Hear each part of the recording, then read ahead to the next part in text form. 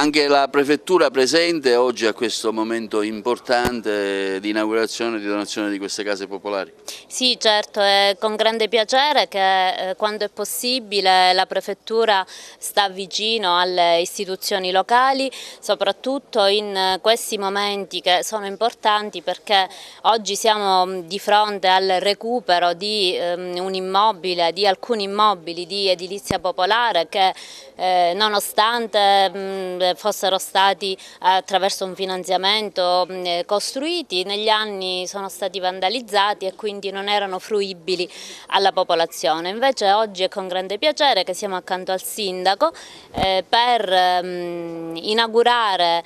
questi immobili che sono stati riportati alla fruizione attraverso un ulteriore finanziamento e speriamo che questo possa contribuire alla crescita anche del quartiere e dare una mano alla collettività che fruirà di nuovo di questi alloggi che si inseriscono tra l'altro in un bel contesto anche con della vegetazione e quindi siamo contenti di essere accanto al sindaco. Oggi è una grande giornata, un grande appuntamento perché lo Stato fa lo Stato, cioè dà le risposte che lo Stato deve dare. Lo Stato è fatto per dare delle risposte a quella parte sociale fragile che non può farcela a farsi una casa e lo Stato gliela dà. Oggi noi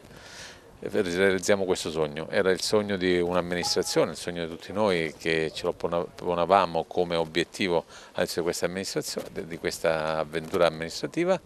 ci siamo riusciti e questo ci riempie di orgoglio, perché riuscire a fare queste cose significa che se un'amministrazione è utile nel sociale, considerate che questo è un problema che si porta dietro da circa 16 anni, queste case popolari che vedete qua che sono a valle del Lanaro medievale, sono nella zona PEP, la zona di espansione economica e popolare,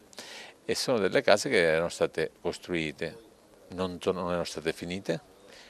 per mancanza di fondi, erano state vandalizzate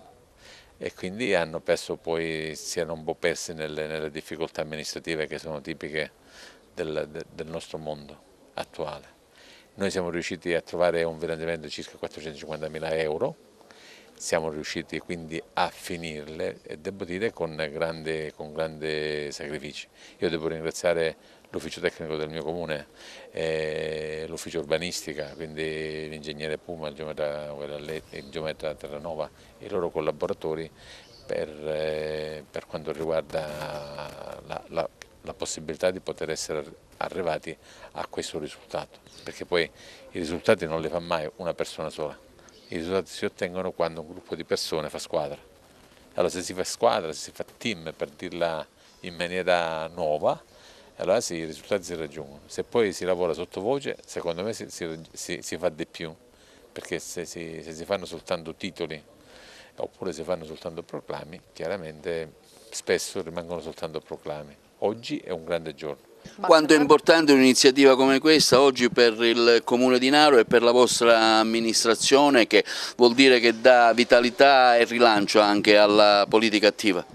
Secondo me è fondamentale riuscire a dare delle case a gente che in questo momento, noi sappiamo quali sono le condizioni un po' dei nostri paesi, in modo particolare anche Naro, quindi è sicuramente un modo per dare una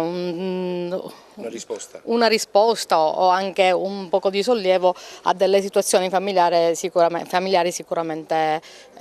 particolari, e sarà secondo me importante per coloro che, per l'amministrazione è importante, ma secondo me è più importante per coloro che finalmente riescono ad avere una casa e avere meno problemi